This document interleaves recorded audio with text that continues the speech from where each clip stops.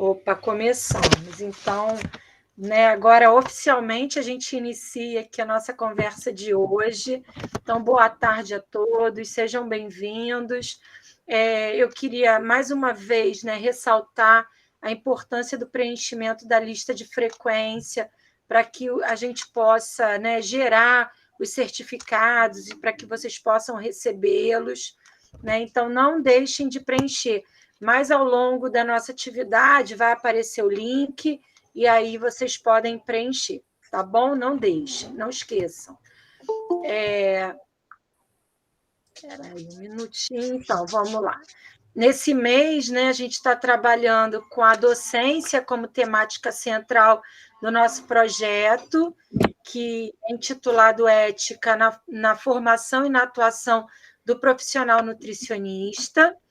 E aí, hoje, a gente tem o prazer, né, de receber a Suzana, falando um pouquinho da sua trajetória, né, sobre a atuação e também sobre a atuação ética do nutricionista como docente de um curso de nutrição em uma instituição pública, né? Então, a Suzana Padrão, ela é nutricionista, ela é doutora em serviço social, ela é professora da UERJ na área de alimentação coletiva, é conselheira do Conselho Municipal e é diretora da ANERJ. Então, Suzana, olha, seja muito bem-vinda. Nós, né, do projeto, você já viu aí a Rosa, viu a Elka, né? São as parceiras aqui do projeto, né? Então, a gente fica muito agradecido em ter você participando, né, contribuindo aqui com a gente, diante da possibilidade de estar com a gente nesse horário, nesse dia, né, compartilhando um pouquinho aí do seu tempo e do seu conhecimento. Então, fica à vontade, seja bem-vinda. A Suzana, ela vai fazer uma apresentação numa forma mais informal de conversa, como outras que nós já tivemos. Então, quem quiser perguntar, sinta-se à vontade, pode colocar no chat, pode levantar a mãozinha também, que aí ela diz, né, pode falar, e aí a gente começa, tá bom? Seja bem-vinda, Suzana, fique à vontade. Obrigada, gente. Meu áudio aqui. Obrigada, queria agradecer o convite da Renata, é um prazer estar aqui compartilhando, né, algumas experiências com vocês. Na realidade, eu estava a rever Rosa e Elka, é sempre um prazer, a gente nem vou dizer há quantos anos que a gente se conhece, né, mas muitos. Bom, quando eu me formei, a gente vai ter uma ideia de essa caminhada, quantos anos tem essa caminhada. Então, como a Renata comentou, ela me deixou à vontade para pensar o formato da conversa, e eu achei que o formato numa conversa seria, né, menos formal e que a gente pudesse estar trocando mais, né, experiências. Eu acho que todo mundo tem que trocar, independente do tempo de vivência na área. Então, eu pensei em organizar essa conversa, ou pelo menos da minha parte, a questão, primeiro, falar um pouco da formação acadêmica, um pouco também seguindo o roteirinho da Renata. Um pouco dessa formação, depois, né, da minha trajetória profissional, e acabando um pouco com essa questão ética, que, na realidade, apesar de ser docência, eu assim, acho que eu compartilhei como docente mais na área, como supervisora de estágio, né, na área de alimentação coletiva, que não deixa de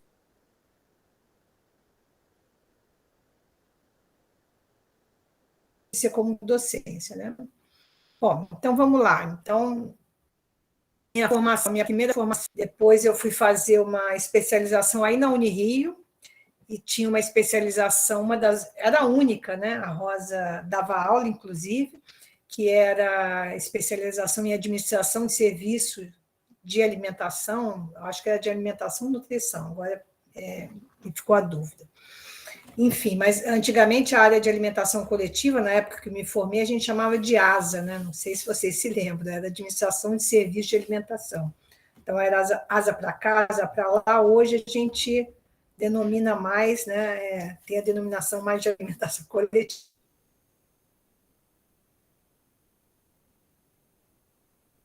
Não é isso, Rosa? O curso era especialização em administração, né? De serviço de alimentação, isso. Bom, depois resolvi, como a Rosa, aliás, a gente gosta muito dessa área de números, de custo, né, de gestão, então eu resolvi estudar economia para ver se, né, também a questão econômica me ajudava a entender um pouco, né, o funcionamento, né, e a forma de gestão de unidades de alimentação e nutrição, que a gente chama hoje de UAN, né? Que é onde, prioritariamente, o profissional da área de alimentação coletiva, ele, né, atua, né, em unidade de alimentação e nutrição. Então, quando eu estava na minha graduação, desculpa, de economia, eu já trabalhava como nutricionista em alguns restaurantes e recebia estagiários, muitos estagiários, né, de diversas universidades, né? E nessa troca com estagiários, eu fui convidada para ser professora substituta, né? Que acho que ainda tem, a Unirio também deve ter, o professor substituto, é aquele professor temporário, de uma professora que estava afastada para dar aula na época, como eu comentei, a gente chamava de ASA, né? Foi meu primeiro contato com a docência. Mas antes de iniciar a minha trajetória como docente, eu trabalhei, né, em algumas unidades de alimentação e nutrição. Aliás, comecei a trabalhar antes de me formar, né, formalmente, eu trabalhava como auxiliar de nutrição no estaleiro Mauá, que é um estaleiro, né, que fica na Ponta da Areia, em Niterói. Na época, a construção naval ainda era superpotente na cidade do Rio de Janeiro, existiam vários estaleiros e empregavam milhares de trabalhadores metalúrgicos, né? Então, era um ambiente assim bastante rico, né? De troca, de convivência com os trabalhadores, e era... Bom, eu já entrei na universidade, gente, já querendo trabalhar com cozinha, né?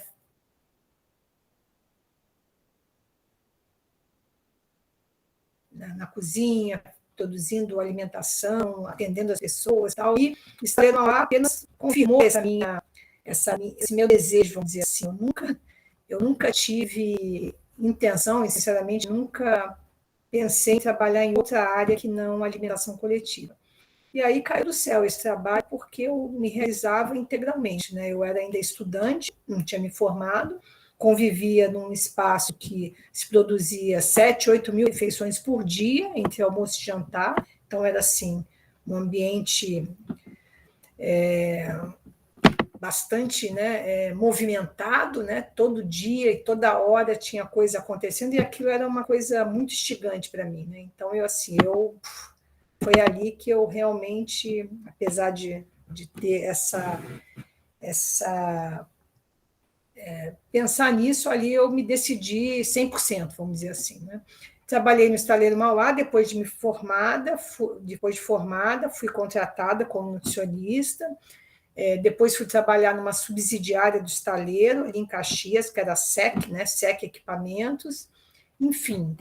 Depois tive a oportunidade de montar uma cozinha, na época, que ainda era uma área que a gente, nutricionista de alimentação coletiva, atuávamos pouco, né? Montar todo o layout, compra de equipamentos, utensílios de uma cozinha. Foi a cozinha do Carrefour, ali, que estava inaugurando, no Norte Shopping, né? Ainda era serviço próprio na época, não sei se vocês têm intimidade já com esse termo, né? Unidade de alimentação e nutrição. A maioria hoje, elas são administradas por empresas contratadas, né, que a gente chama de terceiras, né, que são serviços terceirizados. Mas na época ainda tinha muito que a gente costumava chamar, e apesar de hoje pequenos número, quantidade, são serviços próprios, né, onde a própria instituição, organização, empresa, ela tem a responsabilidade de realizar a gestão da UAM. Enfim, então, depois dessa experiência, trabalhei numa empresa dessas, uma terceira, que na época a gente chamava Sodexo, hoje eu vejo que as pessoas chamam de Sodexo, né? É a mesma empresa, mas a fonética foi se alterando, passou de Sodexo para Sodexo. Enfim, e dali foi isso. Eu trabalhava num restaurante administrado pela Sodexo, recebi os estagiários, e ali fui convidada, era o Citibank, no centro da cidade, na 7 de setembro, e ali fui convidada para dar aula como professora, né, substituta na UERJ. Eu já tinha mais de 10 anos que eu atuava em restaurantes, então achei que podia, né, ter a oportunidade de viver uma experiência diferente.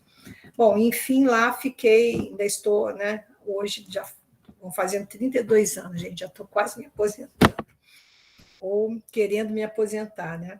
Dentro da universidade, já eu fui fazer o meu mestrado, porque a universidade também, da mesma forma que eu fiquei fascinada pela unidade de alimentação e nutrição, também pela universidade, ainda continuo achando, né, a universidade um espaço de troca e de informação, de conhecimento fabuloso.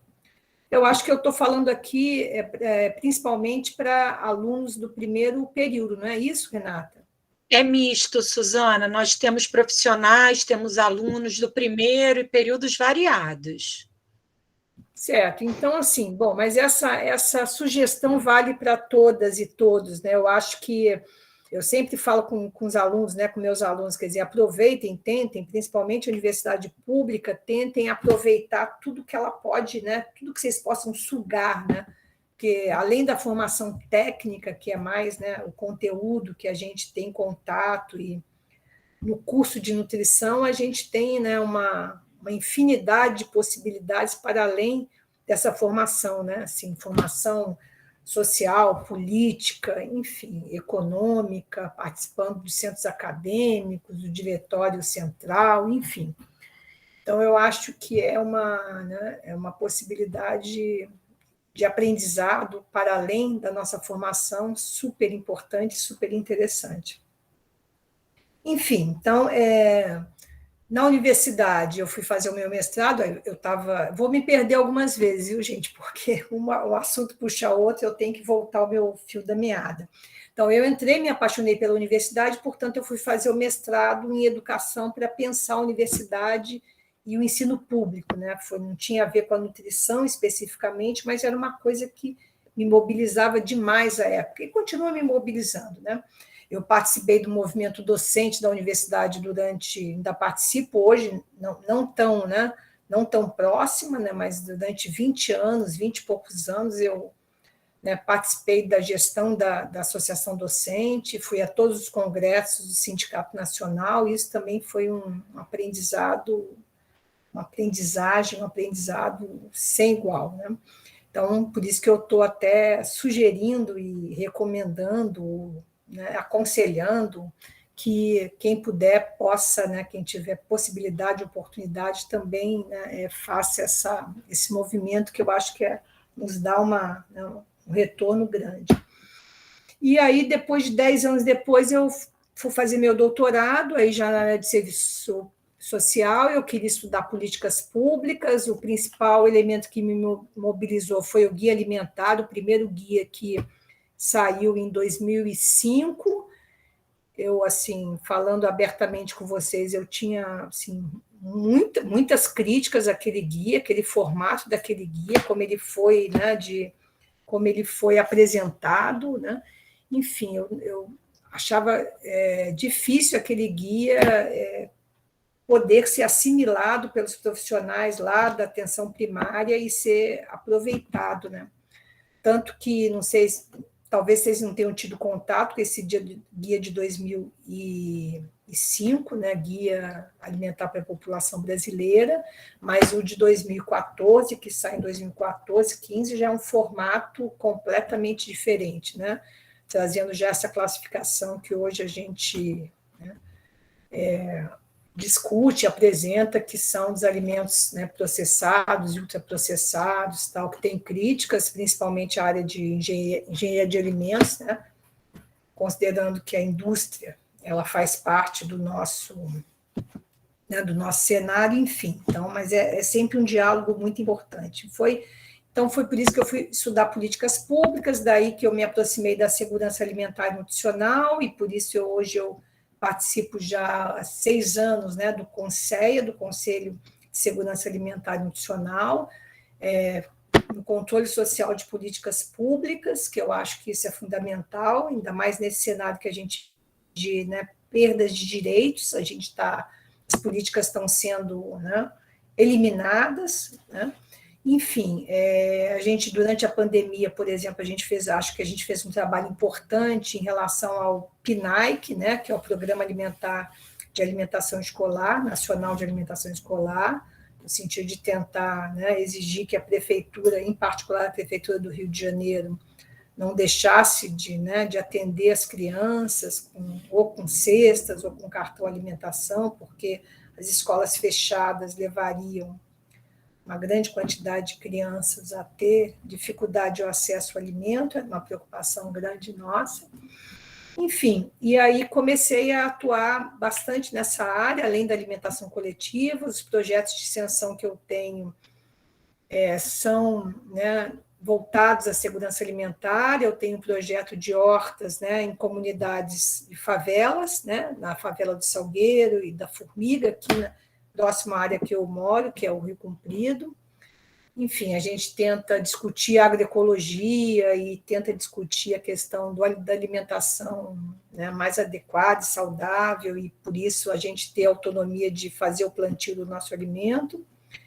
E tenho até um projeto com a Renatas, que é um cineclube Feijão com Arroz, que na realidade a gente, né, tem, o objetivo é, a partir do cinema e de filmes que tenham o alimento como protagonistas, a gente poder discutir temas variados, né, sociais, políticos, econômicos, de gênero, né, enfim, de etnia. Então, são assim, eu acho que isso aqui a universidade possibilita, né, que a gente vai abrindo o arco e vai podendo se metendo em diferentes áreas e acumulando diferentes conhecimentos, enfim. Então, eu acho isso muito rico, né?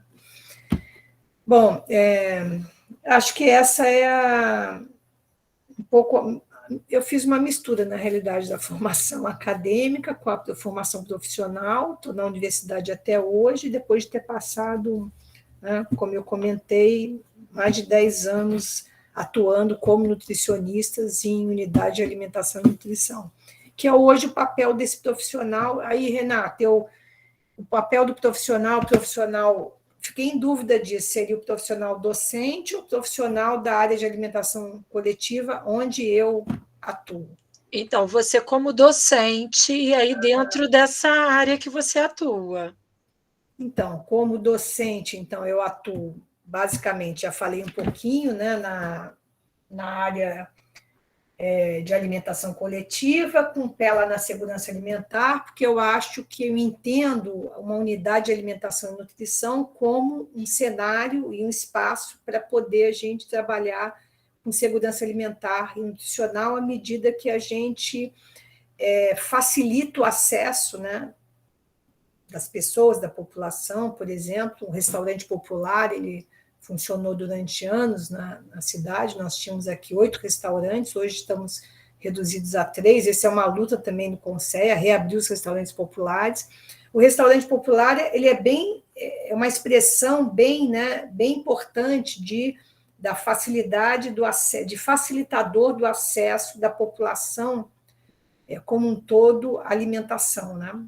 Eu sempre reforço a ideia que é uma política universal, né? Não é uma política focada, o restaurante popular, quer dizer, ali entra e se alimenta quem puder pagar R$1, depois R$2, enfim, ou seja, é facultado o acesso a toda a população, e isso eu acho importante, né? Políticas universais com esse formato.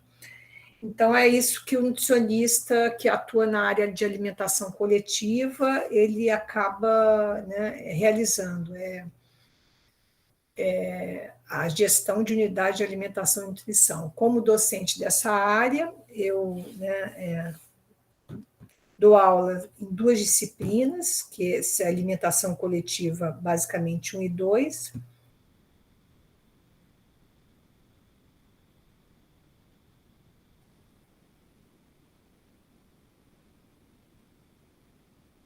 e com outras universidades, né, com outras universidades, e a gente tem, na UERJ, a gente tem a parte prática, que são os estágios, a gente tem o estágio, que é um estágio de 300 horas, e um internato, que é uma modalidade de estágio, que é o período todo. Então, ele é o dobro de carga horária, são 600 horas, e a gente realiza, basicamente, esse estágio no restaurante universitário da UERJ, né? Grande parte das vezes a gente realiza nesse restaurante. Então, nessas, né, o estágio é feito em unidade de alimentação, e aí que eu realizo, né, a que a gente chama de supervisão de estágio. Era isso, Renata, quando fala da docência? Fiquei meia... Sim, o que você costuma... dentro da atividade, né, da alimentação coletiva, se você costuma destacar algum ponto de importância, de ética, né, dentro... Agora eu vou entrar na ética. Então. Isso, então é isso aí agora, tá certo. É o meu último ponto, gente. Isso, estamos na trajetória. Eu estou na trajetória, falei um pouco do que eu faço hoje, não sei se eu segui o script certinho, espero que sim, mas se alguém também tiver alguma dúvida ou pergunta, ou curiosidade, né?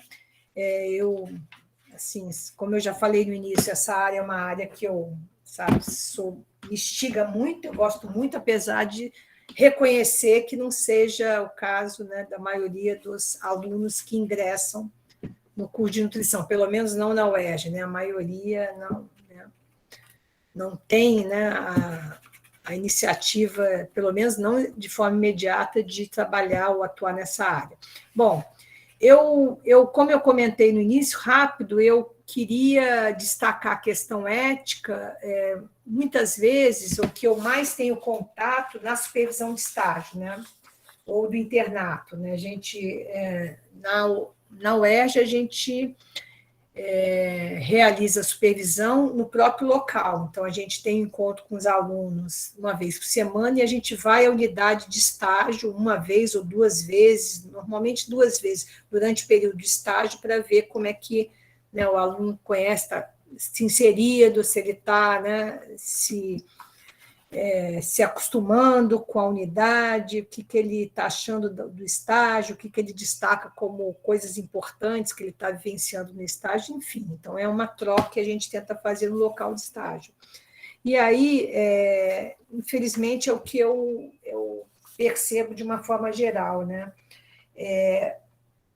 Problemas que acontecem que o aluno, muitas vezes, tem contato na área de unidade de alimentação e nutrição. Uso de alimentos, né, com prazo de validade vencidos, por exemplo, eu acho que eu atribuiria a essa conduta uma questão ética, né? Quer dizer, o profissional nutricionista, e como aluno já a gente...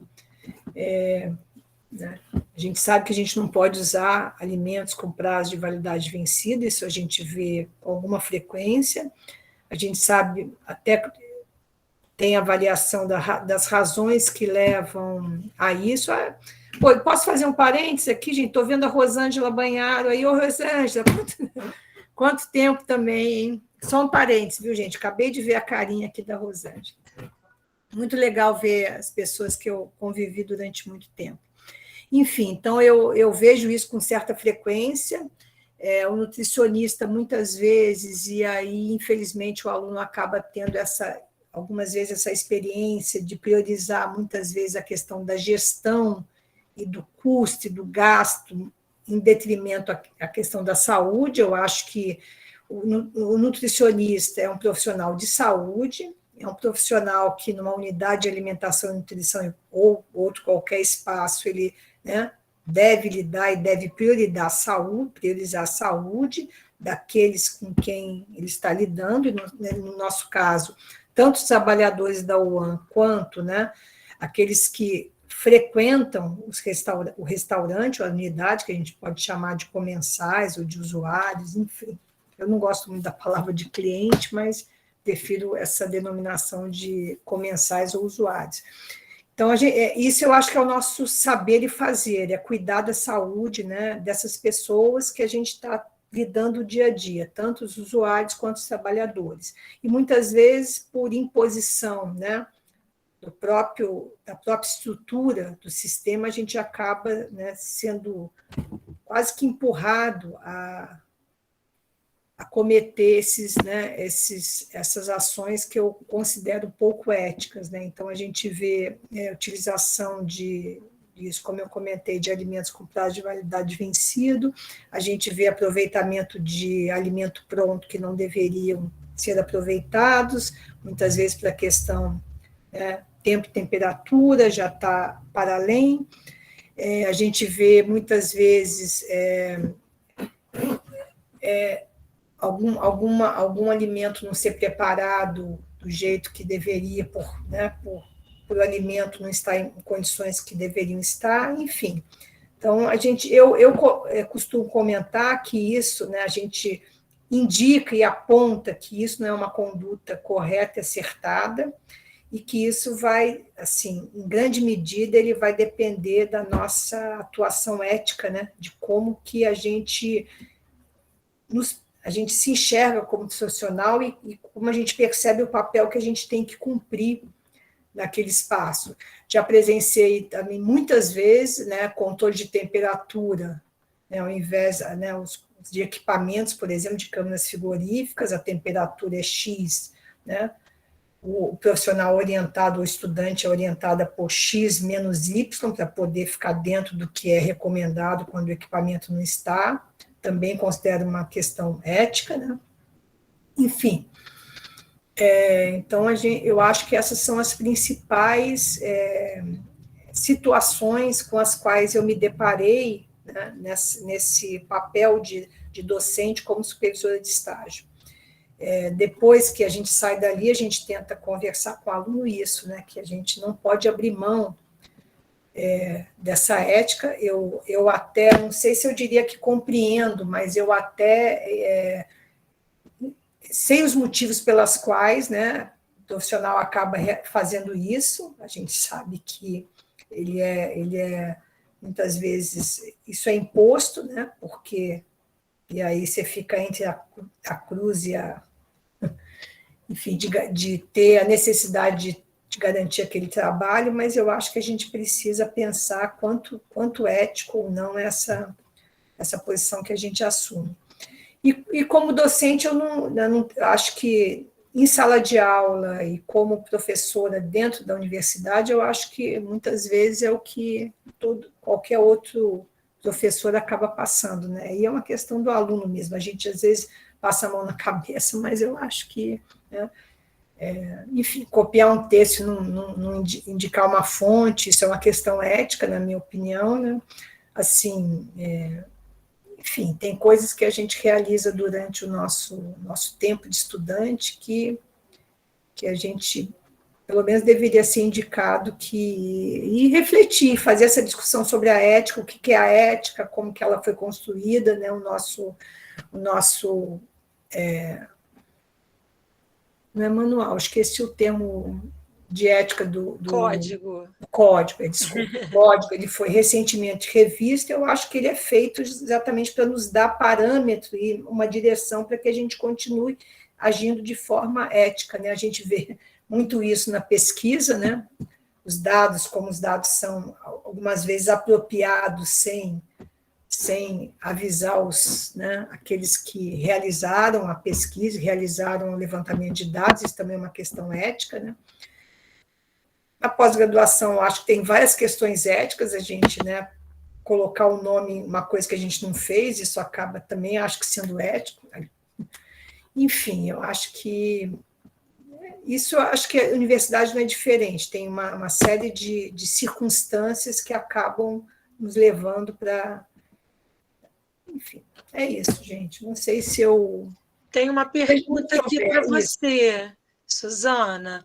Ó, é da Tânia. Ela pergunta se nesses casos, como você citou aí, né, com estagiários, de talvez terem estarem, né, vivenciando essa conduta aí de alimentos vencidos ou problemas, né, não conformidade na temperatura, né, e que está ligado à ética profissional, qual seria a melhor conduta?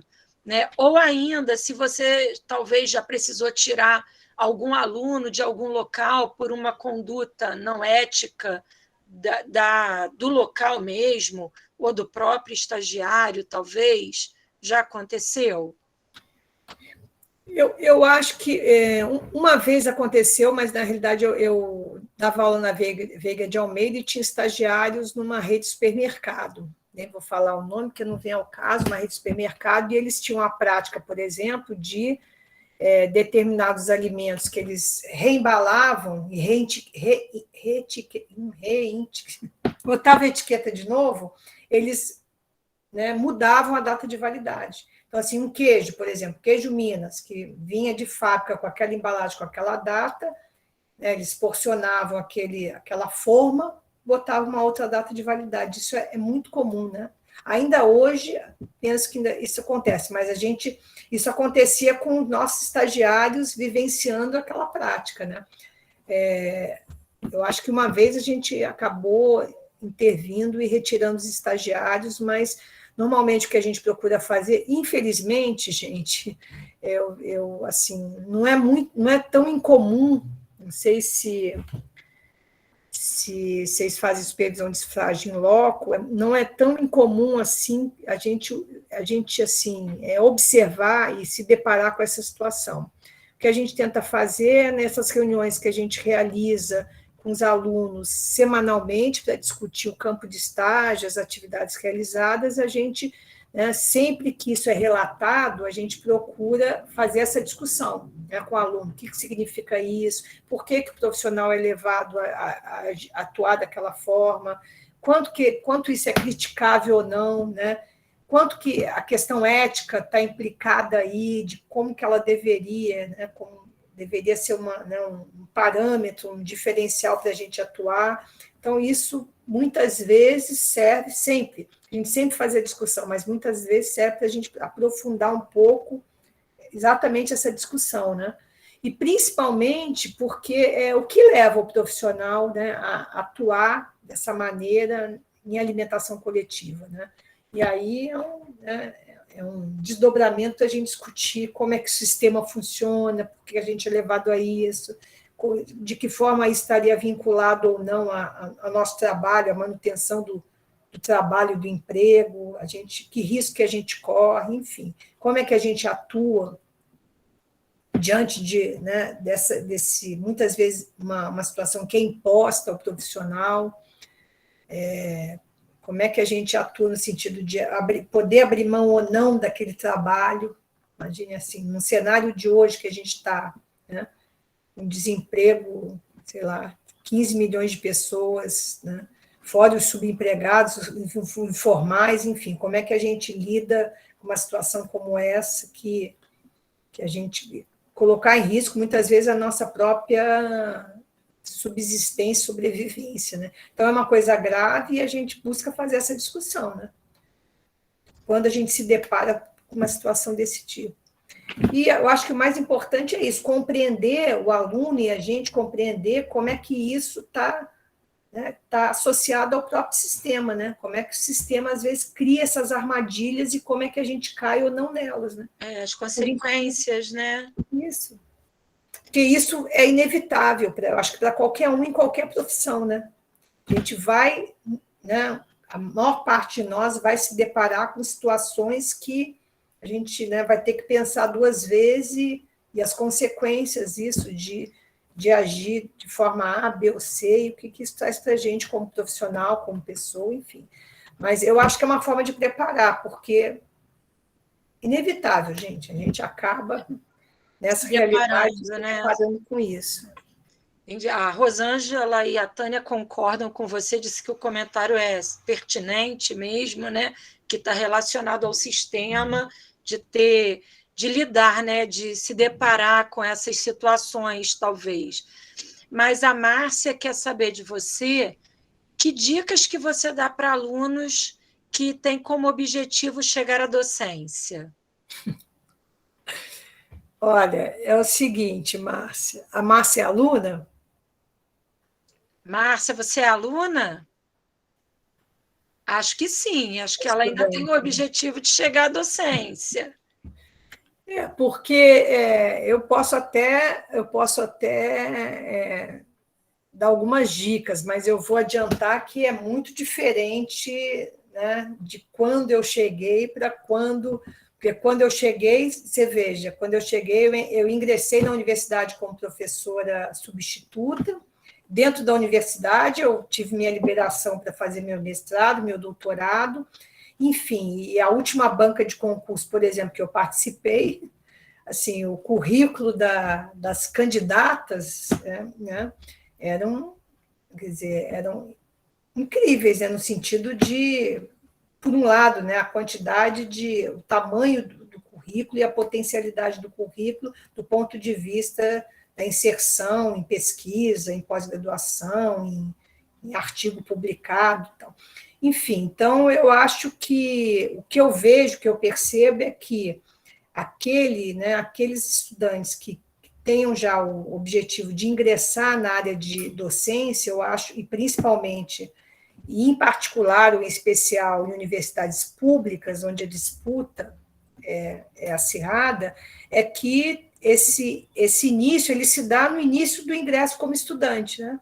Então, assim, participar de projetos como iniciação científica e já, né, em pesquisas em diferentes áreas, por isso que eu viver a universidade, como eu falei no início, todo o conhecimento que ela produz, não só na área de nutrição, como em outras áreas, e porque eu acho que hoje, quando você faz um concurso, felizmente ou infelizmente, eu nem sei se eu chego a essa conclusão ainda, porque eu acho que tem perdas e ganhos, né? Então, acho que o que vai valer mais pontos, se seu objetivo é esse, é o currículo que você vai apresentar agora. Eu ainda me ressinto de que, pelo menos na área de alimentação coletiva, ter uma vivência numa unidade de alimentação e ter vivido, né, aquela relação com os trabalhadores e com a cozinha e com os usuários, os comensais, aquilo é impagável, né, no sentido da experiência que ele traz como retorno, né? Acho que a Rosa também pode confirmar, me lembro da Rosa, anos e anos trabalhando. Enfim, então acho que isso foi fundamental para a minha docência, para a experiência que eu posso hoje trocar com os alunos, né, do que eu posso acrescentar para aquele que ó, vai atuar ou pretende atuar na área de alimentação coletiva. Enfim, mais para a docência, eu acho que o caminho é um pouco diferente. O caminho tem que ser já se debruçar na área de pesquisa e iniciação científica. Às vezes a extensão pode dar uma canja nesse sentido, de um formato um pouco mais, né, de que tem alguma produção, mas eu acho que o caminho é a área de iniciação científica. Eu ia até colocar aqui como você, mas você acabou, né, trazendo de volta a sua fala, né, da importância de aproveitar todas as oportunidades, como você tinha dito, né, que todas essas oportunidades são aprendizados além, né, da própria universidade, que para quem quer ser docente vai estar trazendo isso, né?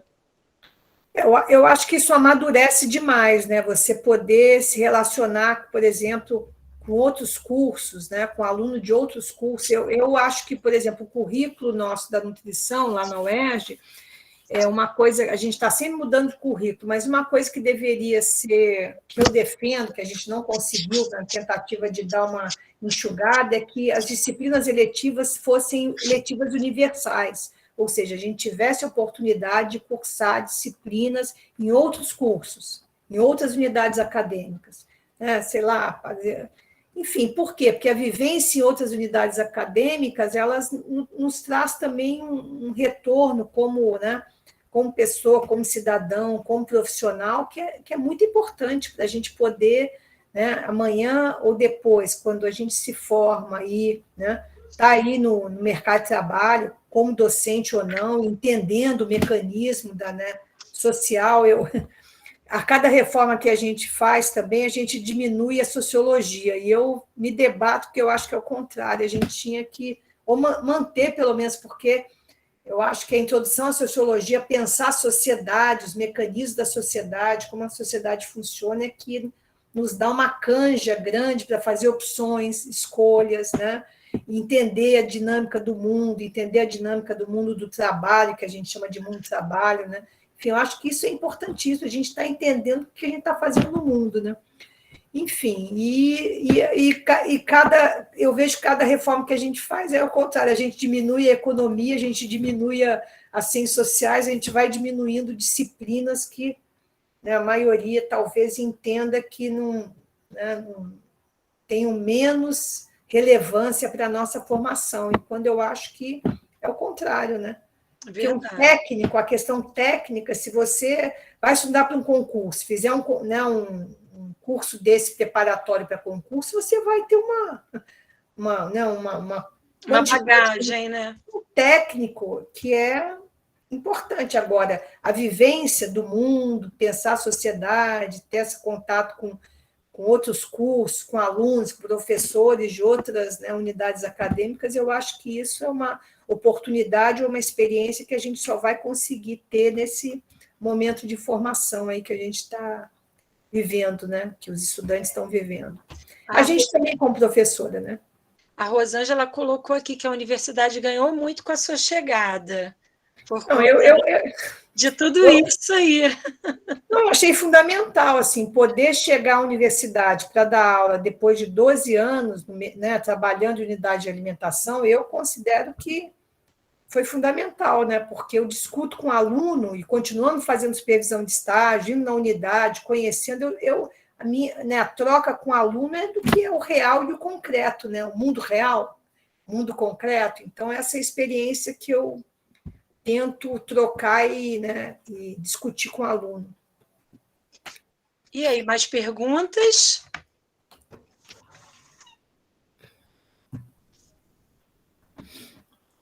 Hein? Acho que a gente hoje não tem mais perguntas, não.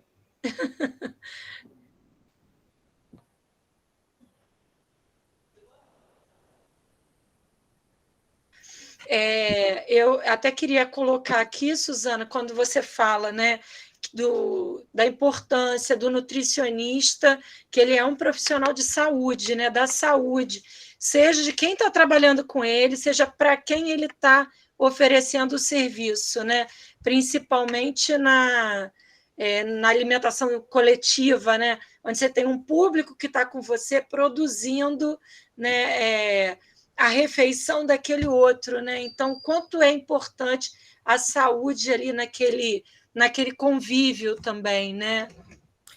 E às vezes, como nutricionista, a gente acaba dando pouca atenção a isso, né? A gente vê isso no dia a dia. Como a gente é. Né, a nutricionista de alimentação coletiva que trabalha no Mauã, normalmente é um dia a dia muito corrido, né? Porque é muito dinâmica a atividade. Isso. Então, às vezes, ela dá pouca atenção ao trabalhador que está ali do seu lado, né? E, assim, no sentido mesmo da saúde daquele trabalhador, o que ele está consumindo, né, a disponibilidade que ele está tendo ali na cozinha de acesso ao alimento, que escolhas que ele faz, porque muitas vezes pode ser uma contradição, mas o trabalhador de UAN, de cozinha, ele trabalha num local que muitas vezes oferece ou propicia uma escolha maior, ele tem mais escolhas, porque ele tem cardápio, às vezes, né, com opções, com isso, ele pode ali fazer escolhas que muitas vezes a maioria dos trabalhadores não tem essa possibilidade. Quando a gente fala escolha alimentar, isso também me deixa um pouco impertigada, porque eu falei, bom, que escolhas? Quantos de nós, né, temos efetivamente a possibilidade de fazer escolhas alimentares? Na realidade, hoje, com esse dado que a gente está divulgando aí de 19 milhões de pessoas em segurança alimentar, 50% da população em situação de insegurança e 19 milhões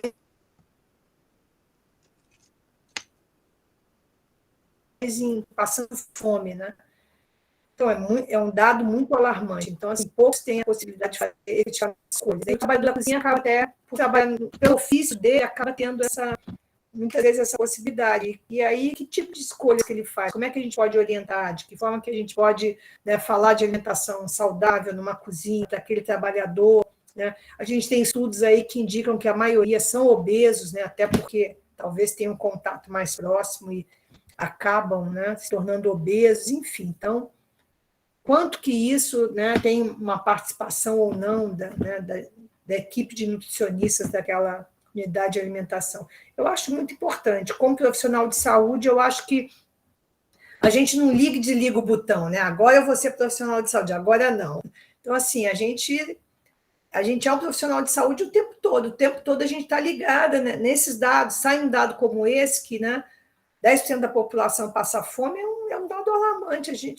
Eu me sinto muito, assim, sufocada e, assim, incomodada e, assim, com isso, né, gente? O que a gente vai fazer com esse dado? Então, assim, a gente é profissional de saúde o tempo todo, quando está na UAN, quando está em casa, juntos, né, juntos familiares, com os amigos, não aquela chata, né, gente? Porque eu também, olha, está comendo o quê? Não sei o quê. Não é isso que eu estou dizendo, não, hein? Porque às vezes tem isso, né? Tem gente que se sente constrangida em comer do lado do nutricionista, né? Tem. Não é bem isso, não. Mas como a Rosângela também bem lembrou aqui, ele também é, né? Além de um profissional de saúde, é um educador, né? No bom sentido, né? Então, a Elka também colocou aí, na área de docência, a oportunidade de mostrar o nosso código de ética. Você acha que ainda hoje é importante esse conhecimento? Lógico, entendi que até porque, pelo que eu acabei de dizer, assim, qualquer profissional, e a gente está falando agora do nutricionista e do docente, vai se deparar em situações, né, onde a ética pode ser, né, questionada, que a gente vai ter que resgatar ali para defender, mesmo como docente. Aquele exemplo que eu dei do aluno que, né, pode ser uma coisa boba, né? Copiar um texto, não dizer que copiou, colar numa prova, dizer que todo mundo faz, é estudante, mas isso também é uma coisa ética, né, gente? Então a gente está exercendo e fazendo esse debate o tempo todo, porque a gente vai se deparar com isso. Da transversalidade, né, do código de ética, da ética e ao longo de todo o curso, né, de toda a formação, né? Deixa eu ver aqui. Tânia, achei muito importante a chamada, a atenção para que somos profissionais da saúde, que é importante atrelar a gestão de profissionais e recursos com o nosso lugar de profissional de saúde. Isso em alimentação coletiva é um resgate o tempo todo, né? Porque a gente é massacrado, né, na frente de gestão, muitas vezes, pela questão da gestão acabar tendo que ser prioridade, muitas vezes, em relação às decisões que a gente toma para priorizar a questão da saúde. E aí, como eu comentei, na realidade é uma coisa estrutural do sistema, né? Mas como é que a gente se defende, né, em relação a isso, né?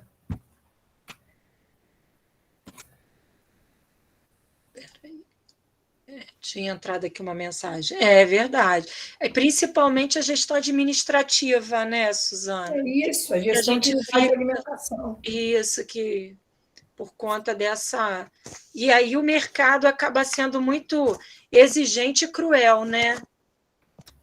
Não, com certeza, porque ele vai nos exigir algo que muitas vezes vai ser uma contradição em relação ao que a gente deve priorizar como nosso papel. Então, ele vai exigir que a gente, né, elimine coisas e faça cortes, por exemplo, que isso muitas vezes pode ser incompatível com o papel que a gente deve priorizar, que é, né, de priorizar a saúde do grupo, do coletivo, né? Alimentação coletiva é do coletivo, né? Tanto dos trabalhadores como eu visito unidades hoje, não é assim, de supervisão de estágio, que o trabalhador almoça depois que o almoço acaba e não tem acesso à alimentação, a comida acaba e ele fica sem comida. Imagina o que é isso, gente. O trabalhador fez a comida, né? Está exausto, depois do almoço, quando ele vai sentar para comer, a comida, muitas vezes, não tem mais isso, tem mais aquilo, não tem mais aquilo outro. Enfim, isso é uma questão ética, né?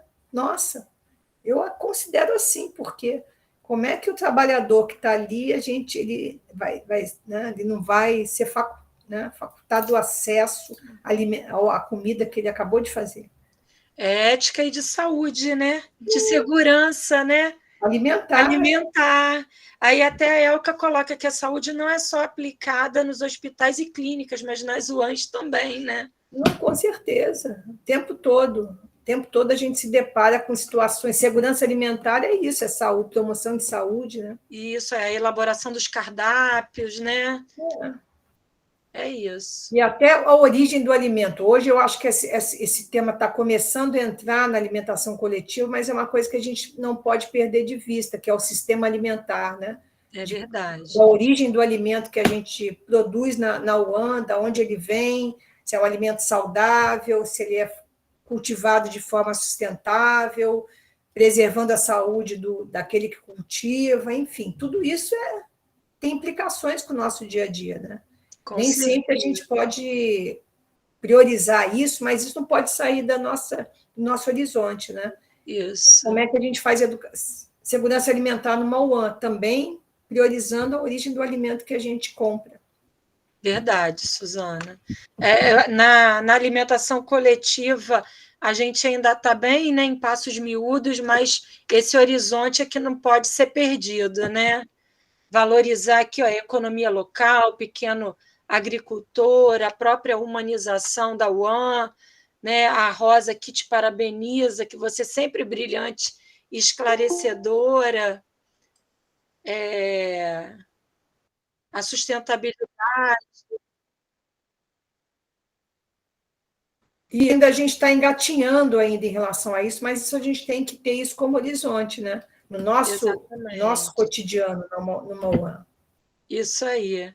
Bem, alguma pergunta a mais? A gente está encerrando aqui hoje o nosso tempo, mas se tiver alguma pergunta, a gente ainda tem tempo. A gente tem aqui, né?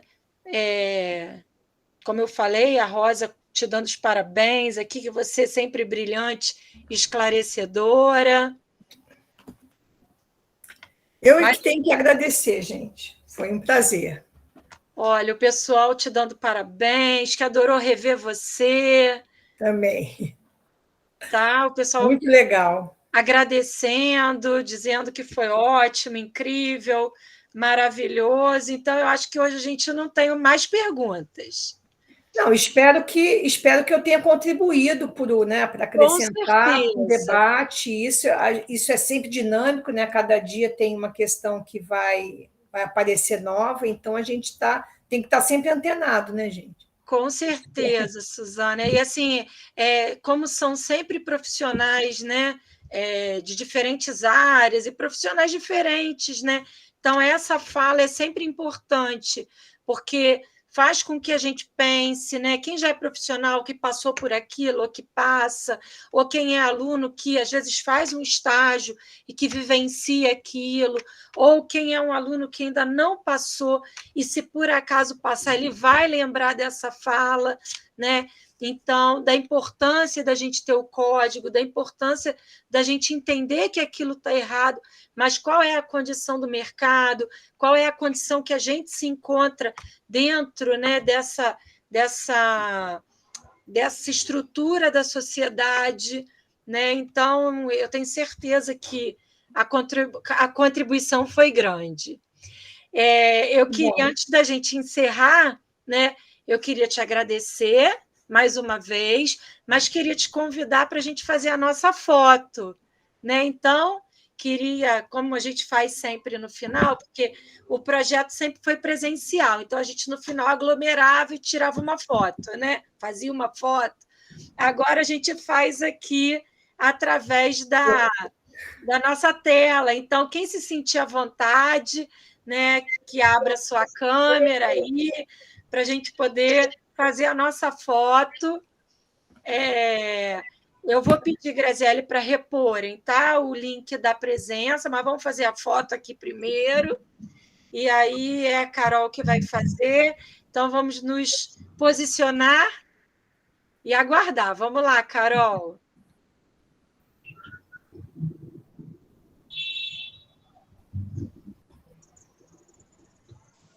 Prontinho. Opa, então já fizemos a nossa foto, e nossa foto vai para o Instagram do projeto, tá? A palestra vai ficar disponibilizada lá para o meio da semana, a gente consegue disponibilizar. A lista de frequência está aí. A Lúcia Vasconcelos, que é professora na casa lá da Unirio, também está parabenizando a Suzana e ao projeto. E eu queria agradecer, Suzana, mais uma vez. A Suzana também me deu aula, né, na minha especialização na extinta gama Nem fala isso. Foi da minha banca, né, de seleção do concurso que eu passei para a Unirio. É verdade. Né? Então, muito assim, legal. Eu fico muito feliz com a sua presença aqui. Sei que todas, né, do grupo e do projeto também se sentem lisonjeadas com a sua contribuição hoje. Tá bom? Isso, eu que me sinto, gente. Foi um prazer enorme, enorme ver a carinha de vocês, apesar de não poder abraçar ainda bem forte. Rosângela eu encontrava sempre aqui na Tijuca, mudou, não encontro mais, Rosângela. Oh, que bom ver todas vocês. Um grande beijo, um abraço até a gente poder se abraçar. Isso aí. Beijo, gente. Obrigada. Sexta-feira que vem a gente tem mais uma atividade para encerrar as atividades do projeto desse ano, tá bom? Então, eu aguardo vocês semana que vem. Combinado. Beijo grande. Beijo. Bom final de semana. Tchau, para vocês também. Muita saúde. Eu vou encerrar a gravação enquanto as pessoas vão